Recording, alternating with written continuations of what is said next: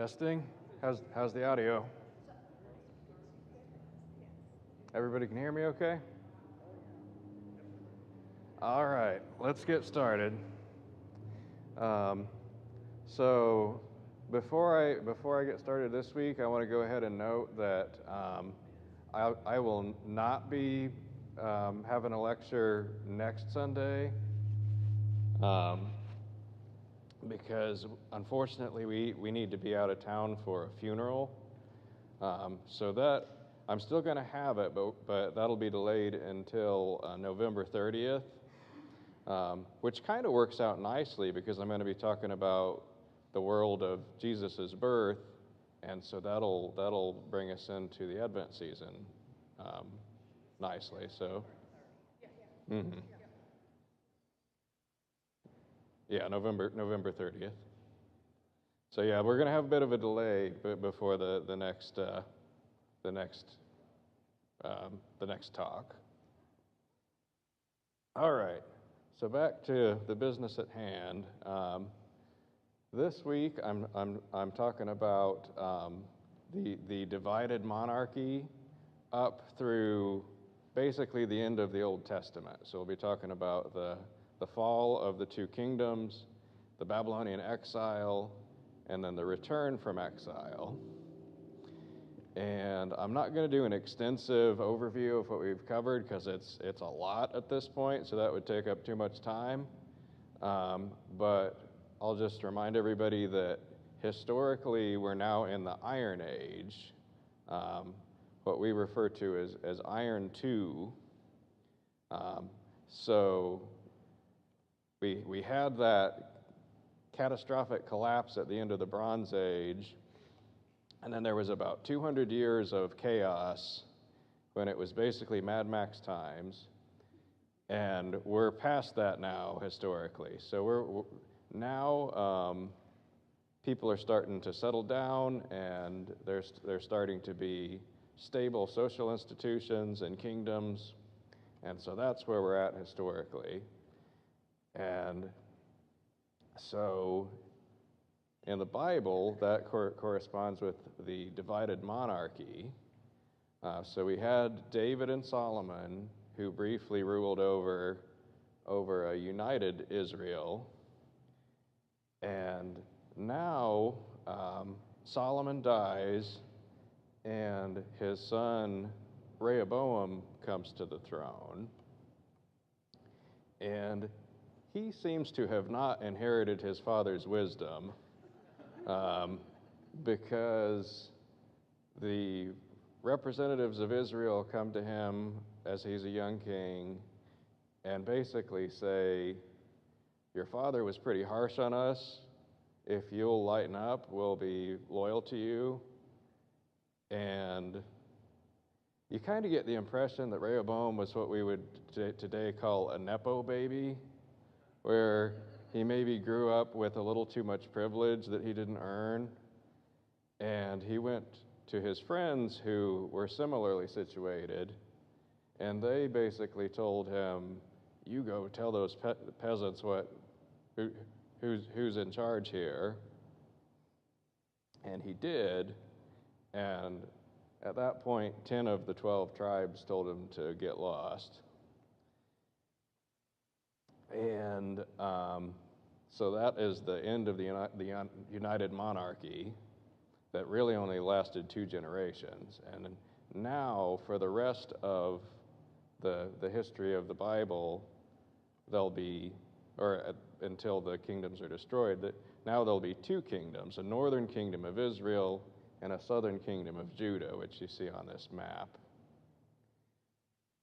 And something that's interesting is, I think most of us, when we read it, I know I read it this way for a long time, you assume that Jeroboam, who leads the northern tribes away from Jerusalem, you kind of assume that he was a bad guy, and that he was, by rejecting Jerusalem, he was rejecting Yahweh and rejecting their traditions. But I'm not so sure, at least initially. Because if you think about it, for hundreds of years they had been landless wanderers, and even now most of the people were small family, had small subsistence farmers, small family farms, raising a small amount of crops and livestock. And Solomon comes in and builds himself a palace, and then builds a Phoenician-style temple for Yahweh. Well, I think Jeroboam and then the Israelites thought that they were the conservatives. I think that they thought that Solomon was the upstart and that he was the one that was rejecting all their traditions. And I think they thought they were going back to their roots. Because Rehoboam builds a temple at Bethel and at Dan. And I think we tend to assume that, oh, this was like a pagan temple. Like he was rejecting Yahweh, they were turning to paganism. But Bethel and Dan were both ancient Hebrew holy places. Bethel actually predates Jerusalem as a holy place. That goes back to Abraham's time before Isaac was born. And then Dan is a holy place dating back to the time of the Judges. So it kind of humbles me because I'm a traditionalist and I'm skeptical of centralized authority. And so I think I probably would have joined Jeroboam if I had been around back then. And as we'll see throughout the rest of the biblical story, that didn't turn out well. So it's just kind of interesting. Like I always try to think outside the box when I'm reading these accounts, because the quote-unquote good guys are seldom perfect, and many of the bad guys are not as evil as we might assume. I think there's a lot of, I think there are a lot of examples of good intentions going wrong, and they do go wrong, but I think initially the northern Israelites actually were trying to do the right thing, because when we excavated Dan, well, not we, I have dug at Dan, but this was done long before my time. When an earlier generation of archaeologists excavated the high place, the temple at Dan, they found it largely consistent with Levitical practices, like the types of animals that were being sacrificed and the way they were sacrificed seem to largely have been consistent with Hebrew tradition. So I think at least initially, Rehoboam and the other Israelites were trying to conserve their ancient Hebrew traditions rather than rejecting Yahweh. But unfortunately, as time went on, they fell farther and farther away from those traditions, and they did start to accept pagan practices from their neighbors and started to drift away from their old traditions. And so some of the figures that really factor into that are Ahab and Omri. They founded a new dynasty that ruled the northern tribes. And this was when Jezebel, the Phoenician princess, came into the picture. And she's portrayed as very much of a villain in the biblical story. And certainly from the religious perspective, she represented an embrace of their pagan neighbors and a drifting away from the Hebrew traditions. So even if I'm right that Jeroboam and the Israelites actually had the right intentions initially, it soon got out of hand, and they soon drifted away from that. But this is, so that's been a little bit of archaeological context, historical context, and now I'm going to talk about a few just kind of interesting little things that we found that pertain to the biblical text. This is one. It's called the Mesha Stela, and it's an inscription from the Omride period that mentions the house of Omri. And so that is kind of like the Tel Dan stela that I talked about a couple weeks ago that talks about the house of David. This similarly is an extra biblical attestation of things that are described in the Bible. So that's an interesting little detail. That was long, long before my time, though. I think that was found like back in the 1890s.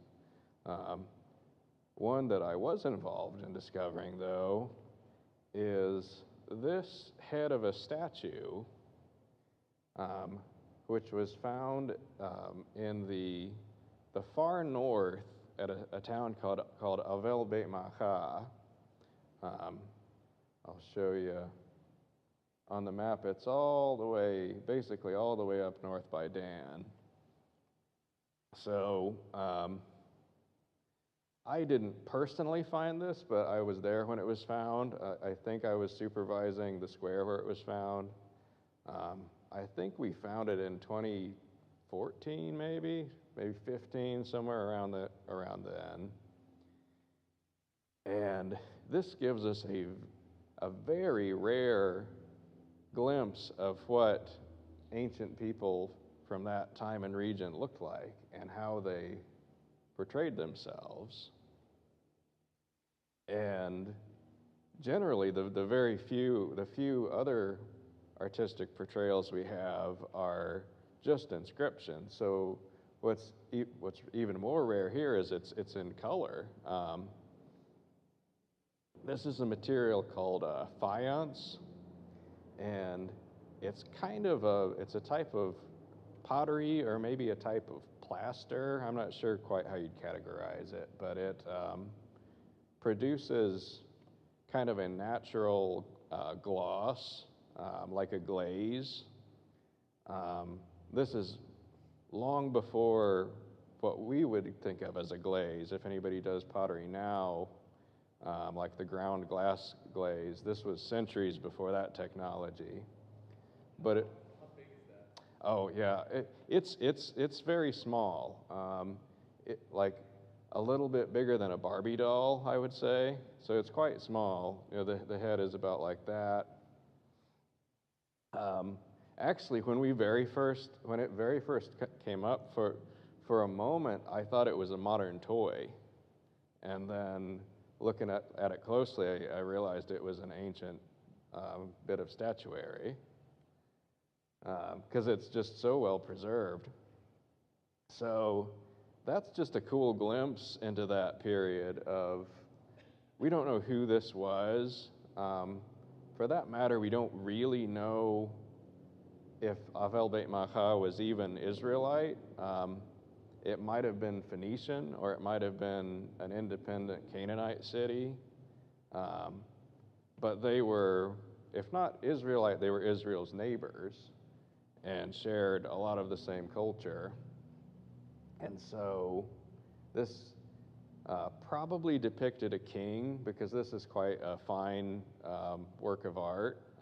It's high technology. It would have been expensive to produce. So very likely a king, at the very least probably a nobleman. But this gives us sort of a general idea of what David or Solomon or Ahab might have looked like, what in general a nobleman or a king from this time would have looked like. So that was just kind of a cool one, and since I was there when it was discovered, it's kind of close to my heart. It's on display in the Israel Museum if you ever go to Jerusalem. So that's also kind of cool to be able to look at something in the museum that I saw emerge in the field. So I'm not going to go through every king and every prophet because I'd be here for a week. So I'm just going to hit kind of a few highlights as I give you sort of a historical overview. And there are a couple of other really important highlights.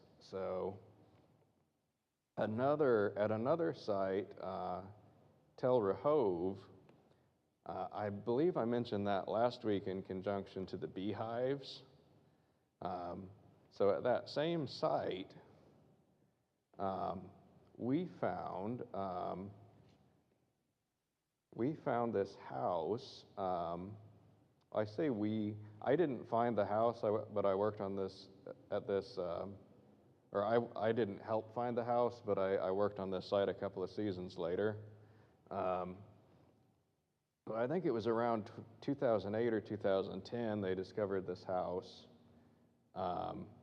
which has a very unusual floor plan. It seems to have two entrances, or an entrance and an exit, with sort of a U shape. And some people have theorized that people might have proceeded through it, almost like a queue in a ride. And they found this ostracon, which is a broken piece of pottery, like this, with writing on it. And it says Elisha, which is Hebrew for Elisha. So maybe, just maybe, this was the biblical Elisha. The time is about right. The location is right. Of course, we have to be really cautious when we try to identify biblical figures in archaeology, because it's real tempting to find what we want to find. But it does say Elisha. So, it's at least plausible that this could be Elisha's house. And that odd floor plan has been explained as potentially having functioned where he would basically take office hours, and people could file through and come see the prophet, come have a hearing with the prophet. And I think I've even heard it suggested that this ostracon might have been like a calling card, like he's passing out business cards. I don't know about that. That seems a little outlandish. But somebody wrote that name down in this house, and it could refer to the biblical prophet Elisha. I did get to work in this house, even though I didn't help initially excavate it. But I helped clean it and clear it for photography. And it might have actually been for this picture. I found this online, but that might have actually been the picture that I helped set up.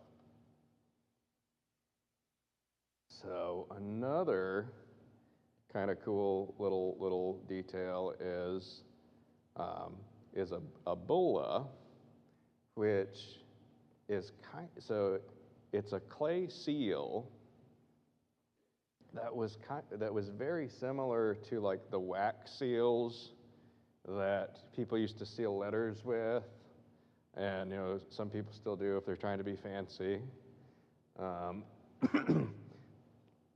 But it's very similar to that.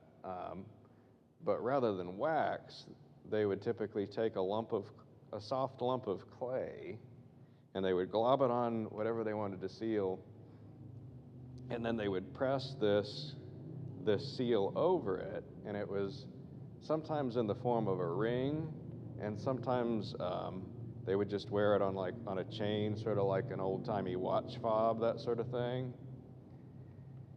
But it was like a signet ring, and people could use it to seal things that they wanted to make sure nobody could get into, because it was your private seal, and it, if there was no way to reseal it, so it ensured that you could tell if somebody tampered with something. So they would use these to seal documents or to seal valuable items in like a pot, like maybe you have a jar of valuable wine or valuable oil, and you'd bind it up and you'd seal it with one of these. Or you might have a document, very much like a wax seal on a letter. And they found this one. So typically they don't survive because they're just unfired mud, basically. But I suspect that this got fired like pottery in a destruction at some point, and that's why it survived. And it was found in Jerusalem, which unfortunately has been destroyed several times throughout history. So that seems quite plausible that it would have been fired in a destruction level. But it says belonging to Isaiah, and that part is pretty certain. And then the second line might say the prophet. That part is debated, but a very plausible reading that many people accept is belonging to Isaiah, belonging to Isaiah the prophet.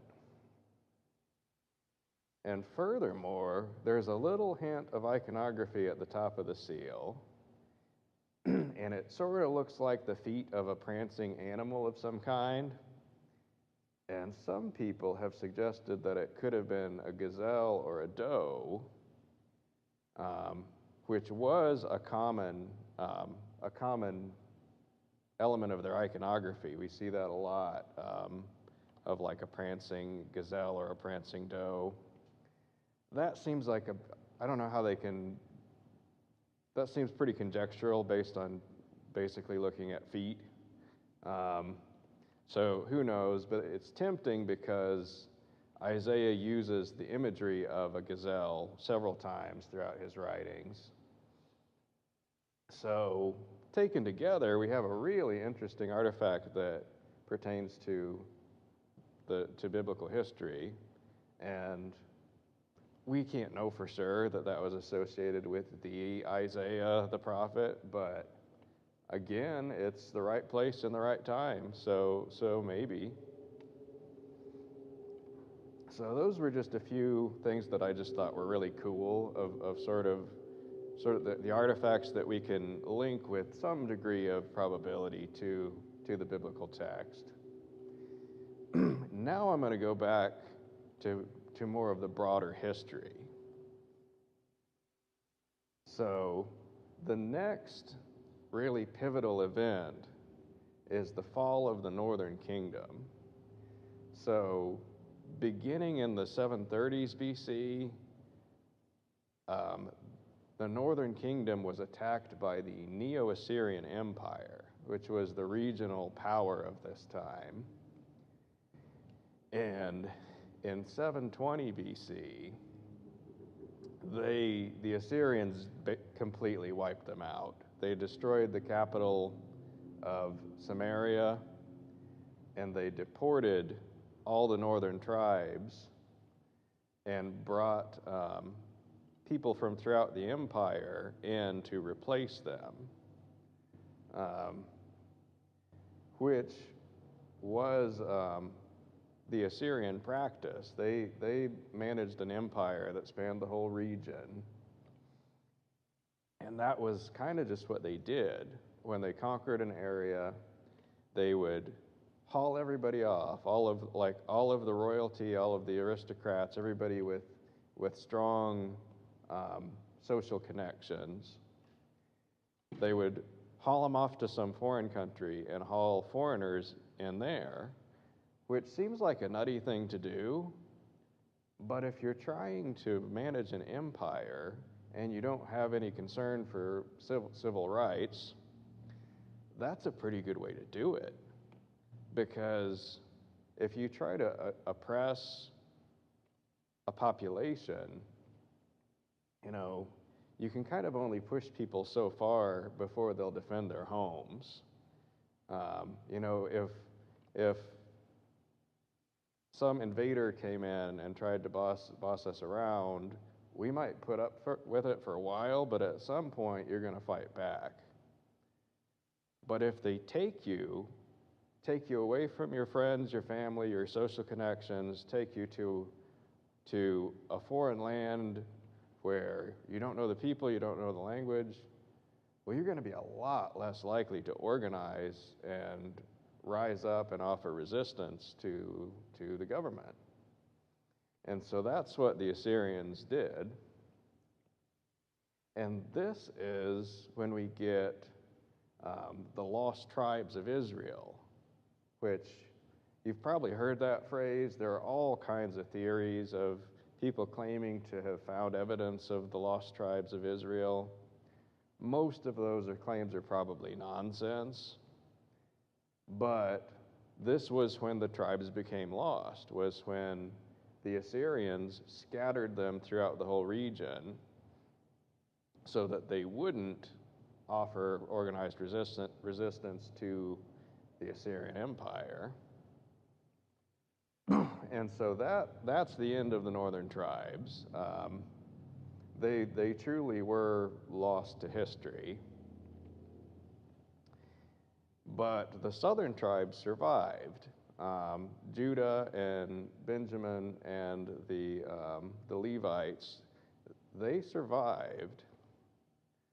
But, and here's a map that kind of shows sort of the resettlement of people that I was describing. And so Judah survived all of this,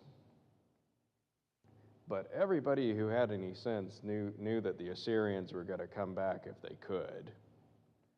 And so a few years later, this was 720, and I think it was in 715, Hezekiah came to the throne. And he is one of my favorite biblical characters. I think he's my favorite king. I would have wanted him on my side if something went down, because he seemed to have had a good head on his shoulders, because he saw what happened to the northern tribes, and he thought, I need to get ready because this is not over. And he led a revival of the Israelite religion, which that's a good move. I mean, I think getting your religious house in order is a good first step. But he also did some really sensible things to prepare Jerusalem to survive a siege. So one of them is that he looked around and realized Jerusalem does not have a water source inside the city walls, and that's kind of a problem, because you can't last very, very long without water, and you can only store so much of it. And so there was, and still is, a continually flowing spring, which at the time was outside the walls of the city, and that had been fine up until now. They hadn't faced serious concentrated assaults on the city, so that you just could go out and get the water and come back in. But they wisely realized that would be a big problem if the Assyrians come back and lay siege to the place. And so Hezekiah had the water rerouted from outside the wall, channeled underground to a pool inside the city, so that they would have a continual water source, and then presumably built up the original site of the spring and covered it up to where it couldn't be easily located and interfered with. But explorers back in, I want to say, the 1890s found this channel very much where it's described in in 2 Kings here, like very much the way it seems to be described. And we think it might be Hezekiah's water tunnel.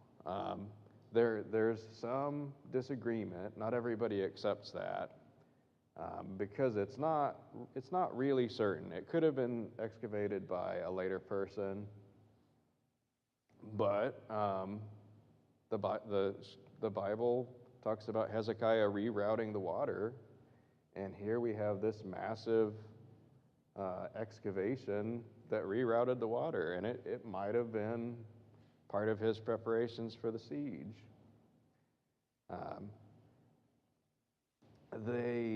There was an inscription that describes the work done on the tunnel, like the hewing of the tunnel, and frustratingly, they don't mention who had ordered the work done. So, man, it would have been convenient if they would have said, Hezekiah ordered us to do this, let it be known to history. But I kind of don't blame the guys, because if I were stuck chiseling a tunnel through limestone with like a really flaky iron pickaxe for a year, I probably wouldn't be inclined to talk about the guy that made me do it. I would probably be more inclined to talk about all of the amazing work we'd done. So you kind of can't. It would have been really convenient if they would have mentioned who hired them to dig this thing, but they didn't. But it very well might have been Hezekiah. And so that was one of the things that he did to prepare the city. He also improved the fortifications, and we have found a section of wall that many archaeologists believe was part of his fortifications, which I don't think I included a picture of that, unfortunately, but it's not very impressive. If you've seen a ruined stone wall before, that's what it looked like. But so after getting himself right with God wisely, he did a lot of really sensible things to prepare to repel the Assyrians. And one of them seems to be that he allied with a foreign king who the Bible refers to as Tirhakah, because, spoilers, the Assyrians do come back, and when they do, they sweep through the region, and they first attack Lachish, which is the second most important city in Judah.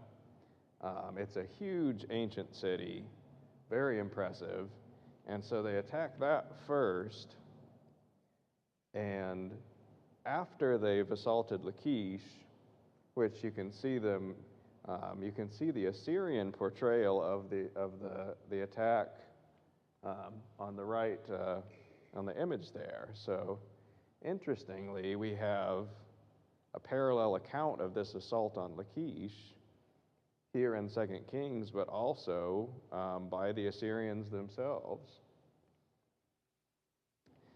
But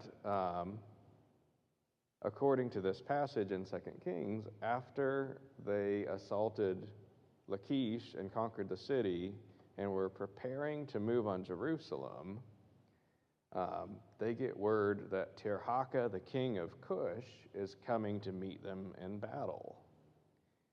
And they shrug it off and say, yeah, whatever, no problem, because of course they're going to say that. But the next thing we know, they're all dead. The Bible says that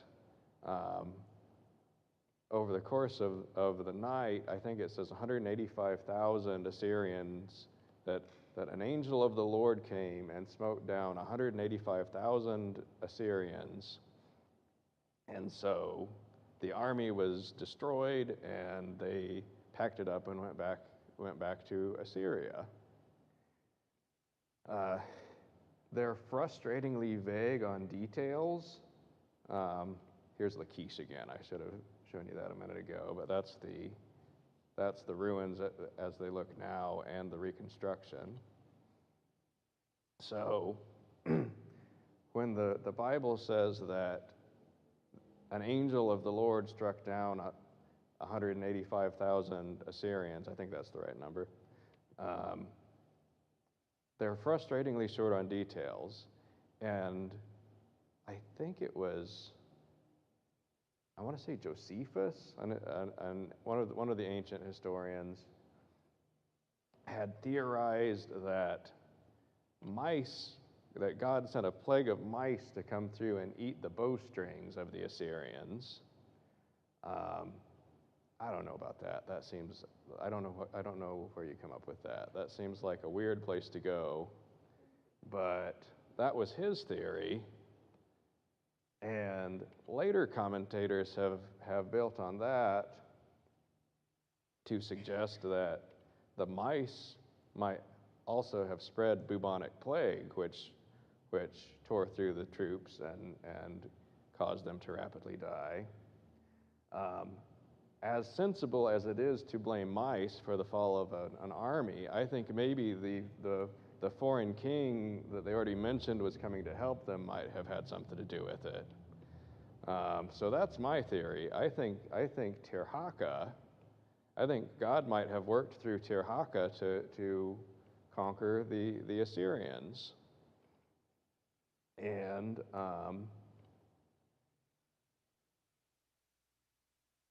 so I keep getting ahead of my slides. Here's a map that shows Lachish and Jerusalem. Lachish is the arrow to the south, and then Jerusalem is northeast of there. But that gives you an idea of the landscape. And so I think Tirhakah played a role in defeating the Assyrians, because the text has him coming to meet the Assyrians in battle, and then the next thing we know, they're all dead. And it says that an angel of the Lord struck them down, but in Hebrew, angel just means messenger. So it's possible to think of, God can use a human messenger for his purposes. And so I think maybe it was Tirhakah. I think he played a role in defeating the Assyrian army.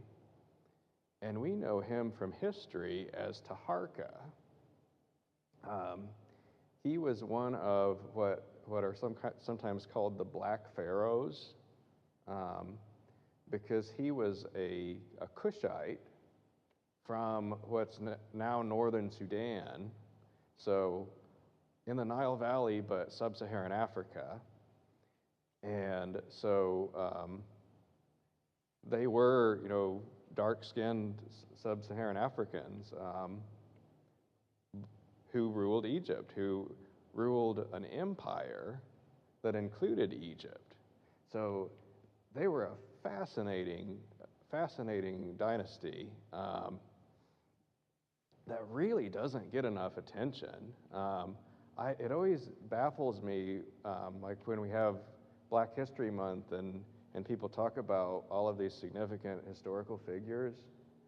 Well, why don't we talk about this group of sub-Saharan Africans who ruled an empire that included Egypt for 100 years? Like, that's a fascinating period of history. And so one of them was Taharka, who is the biblical Tirhakah. And I got to excavate his mortuary temple a couple of years ago. And this shows you the region I'm talking about. You have the Nile Valley, and south of Egypt, at that deep bend of the Nile, is Meroe, which was the capital of the Cushites during this period. And close to there, on the other side of the river, was the city of the dead of Nuri, which Taharka established, and he built a pyramid there. And that is his pyramid that I'm sitting at the base of. So there were other pyramids. There were pyramids in Sudan both before and after this, but he established this particular city of the dead as a new necropolis for his, for his dynasty. And here, I took this picture. This is Tom Davis, my friend who sadly passed away recently. But we set out to find this temple, which an earlier expedition had encountered, and they barely recorded it. There was one day in the journal where they mentioned that they found this temple. They don't record anything they discovered. Because they were concerned with the pyramids. They were digging tombs. And so they found this temple and basically just said, "Oh yeah, we found this thing. We didn't really care about it." And so we set out to find it and clear it. And this is us standing on Taharka's pyramid trying to figure out where on earth to even start, because we couldn't track down any geodata initially or any survey data. So we're literally up there just dead reckoning. Like, it felt like pirates with a treasure map, just up there like, I think it's there. And thankfully we guessed pretty close, because after the workmen we hired moved like 20 feet deep of sand. It was a lot of sand. So after basically a solid week of moving sand, we encountered this temple.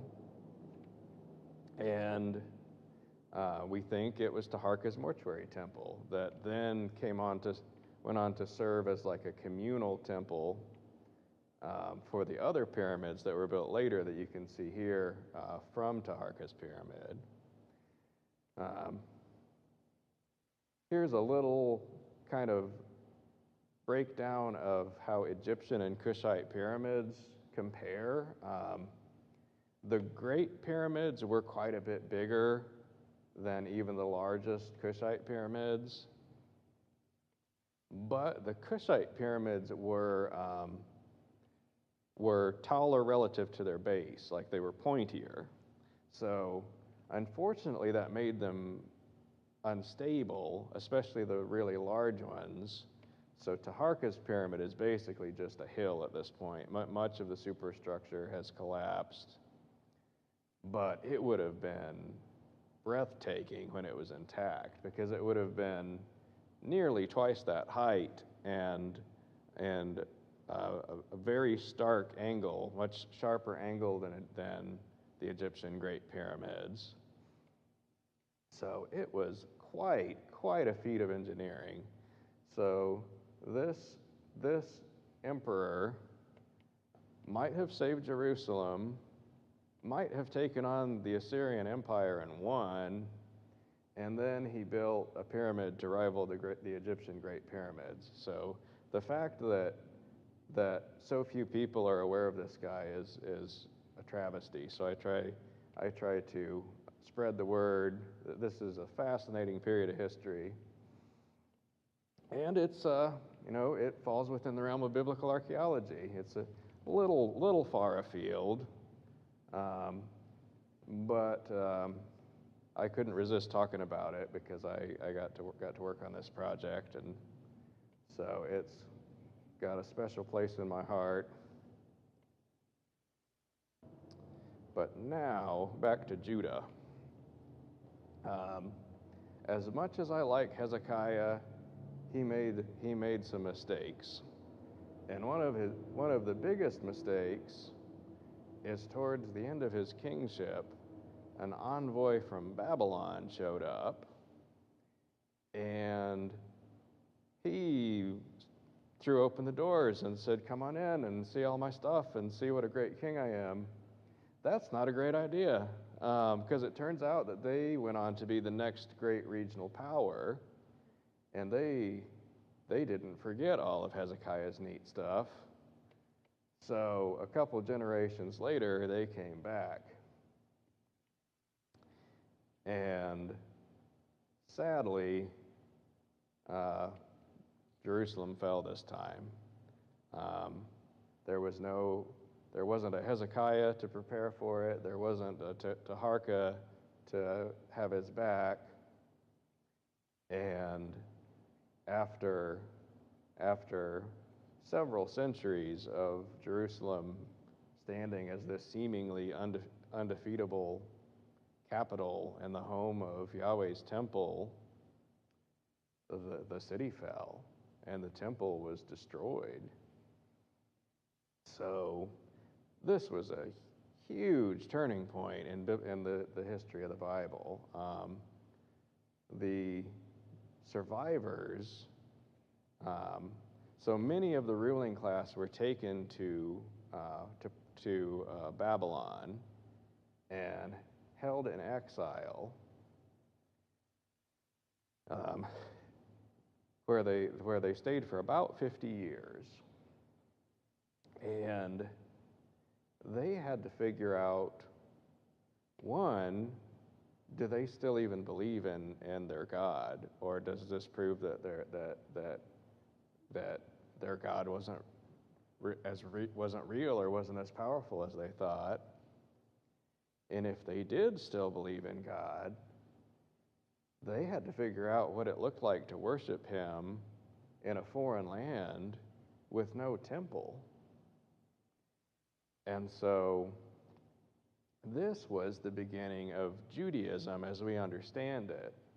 Now, sometimes people will refer to any of the Hebrews as Jews in the way that we might say, like, the ancient inhabitants of Texas, but people 500 years ago didn't think of themselves as Texans.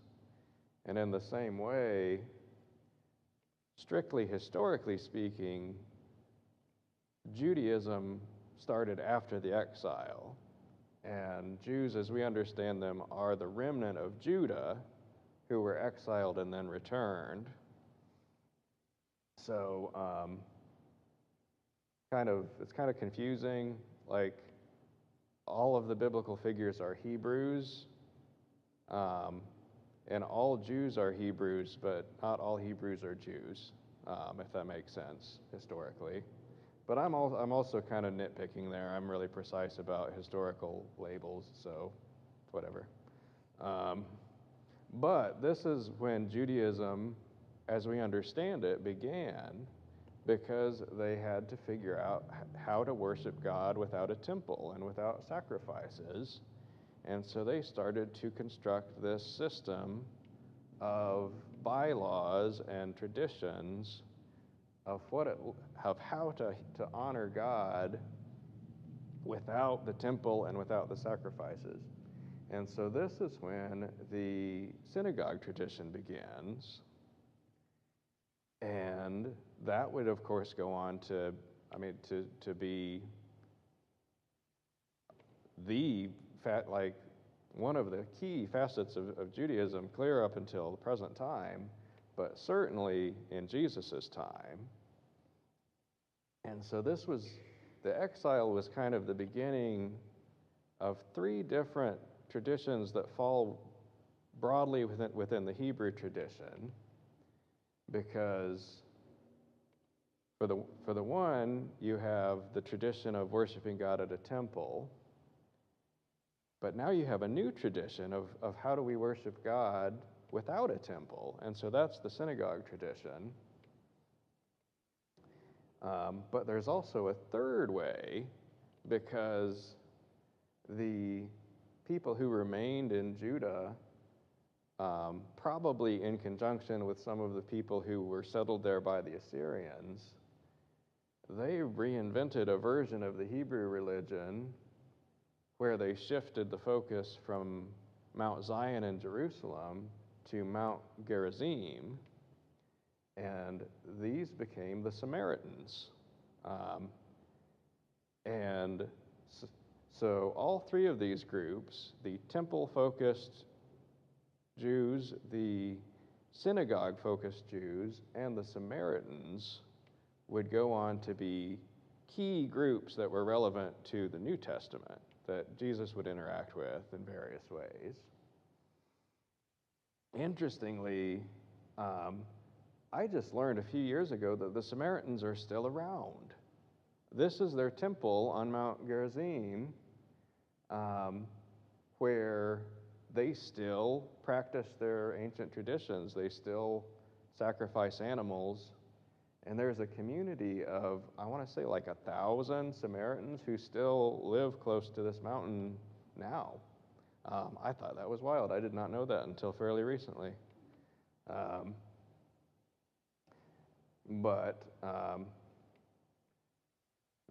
think this is kind of an interesting example of how the two different groups within Judaism were interconnected, because on the left we have a synagogue that is in the Herodium, which is the desert fortress that Herod, it's like a fortress palace that Herod built for himself. I'm not sure if Herod actually built the synagogue or if it was added later, but in either case, it's in Herod's palace. But Herod also built the second temple, really the third temple, because there was a temple that the Hebrews built when they returned from the exile, but it's often called the second temple. But Herod the Great built this temple, but also was involved in the synagogue tradition. And so it kind of, it's kind of emblematic of this complex world where you have these interrelated and overlapping, but sometimes competitive groups that have their different visions for how to serve God and how to honor God. And that is the world that Jesus will be born into. And so I'm going to get into that in a lot more detail in my final lecture and talk about all of these groups, but also talk about the influence of the Macedonian Empire and the Roman Empire, which affected all of these groups. And that's all pertinent to the gospel, because that's the world that Jesus is born into.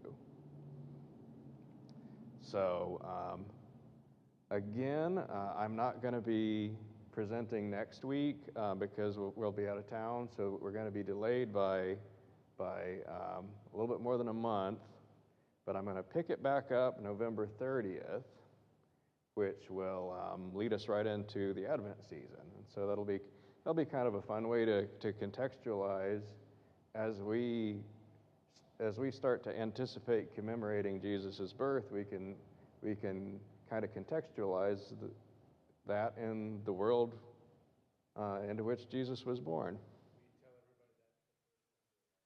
Okay, that'll be the first Sunday of Advent. By the way, this is a picture. I think that was the first time I went to Israel, and that's me at the ruins of an early synagogue at Capernaum. So I'll talk about that in more detail next time as well. So that pretty much wraps it up. Thank you, everybody who has attended these talks. I love this stuff, and I'm just thrilled that people have an interest in it and that I have this opportunity. So thank you for attending and participating and supporting me. And now I would be happy to take any questions or comments that anybody might have.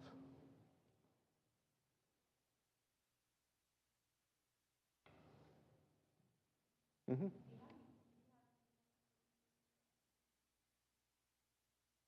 No, I've published a couple of articles, and I've presented a lot of papers on archaeological topics, but I don't have any books published on this topic. But hopefully one day I will. I'm still finishing up my PhD, so I'm right at the end of my doctoral program, and am scheduled to graduate this December.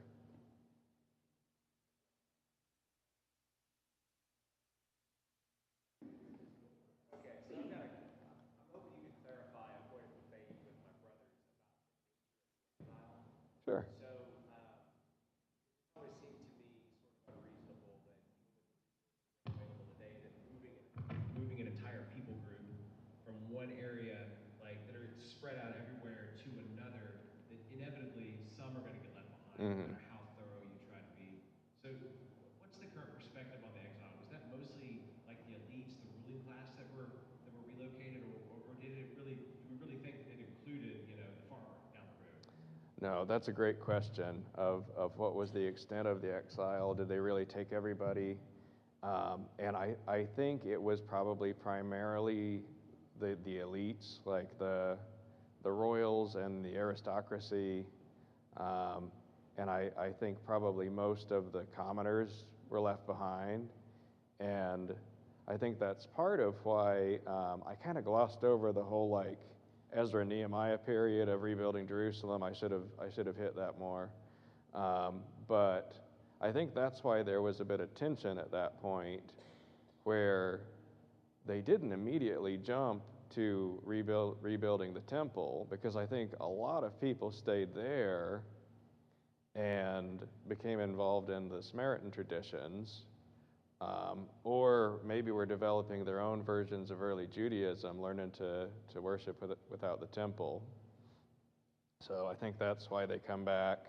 I think that's why when the exiles return, it's kind of tricky for them to get everybody on the same page, because I think there were a lot of people who had remained in the country, remained in the land, and had their own traditions that they had developed.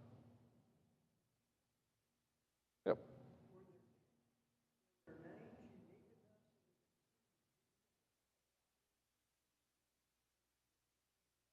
No. No, that's why I try to be really cautious when we attempt to identify anybody from the Bible and the historical record. Like the Elisha one, that's pretty conjectural. Like there could have been other Elishas. We don't know how common that name was. But when we have Isaiah the prophet, that's a bit more specific. I think I'm more comfortable saying that may well have been the same person. But yeah, we do have to be really cautious of, like, if you find a potsherd that says David on it, like, yeah, it probably was not King David's potsherd. So we do have to be cautious about that sort of thing.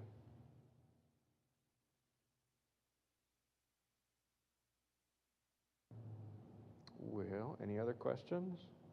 Mm-hmm. Did you ever have any times when you busted or complaints from the locals regarding the access that you were getting? No. Yeah. Sometimes that does happen, either with people who still have a connection to what's been being excavated and they'll consider it disrespectful. That happens more in the U.S., like with Native American archaeology. Over there, sometimes there are issues where either people are, I haven't been involved with this, thankfully, but sometimes you might have like an eminent domain issue where somebody loses their house or even loses a village, and so they're resentful towards the work being done. We also have issues with treasure hunters that'll come in and illegally excavate sites where we're working, trying to find whatever, anything that they hope to sell. We also occasionally have issues with vandals who just, especially, I was on a remote rural site one time, and it was vandalized overnight, and I think it was just bored kids who didn't have anything to do, and they wanted to go wreck some stuff and see what the Americans were doing. So yeah, we sometimes have issues, but not often. We don't often meet a lot of like antagonism, just for doing what we're doing.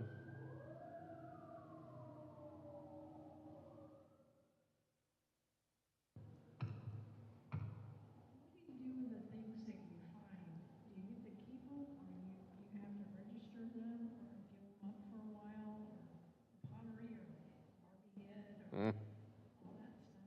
I mean, what happens to it? that's a great question. Most of it stays in country, because so much archaeological material was um, looted, if you want to use that harsh of a word, in the past. That most countries are very strict about nothing leaves the country without explicit permission, and so everything is cataloged, and everything of any significance is stored usually at a museum or a school. But sometimes, after artifacts are cataloged, if it's not archaeologically significant, we can actually take it home.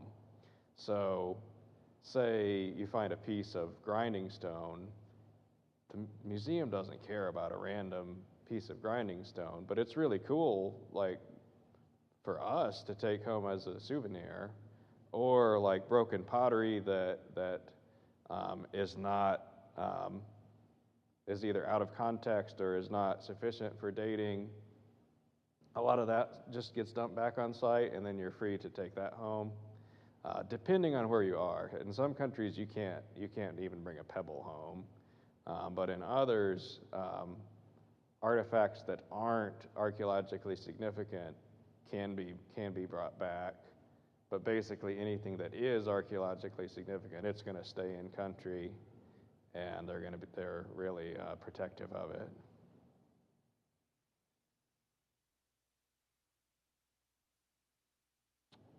Okay, any other questions?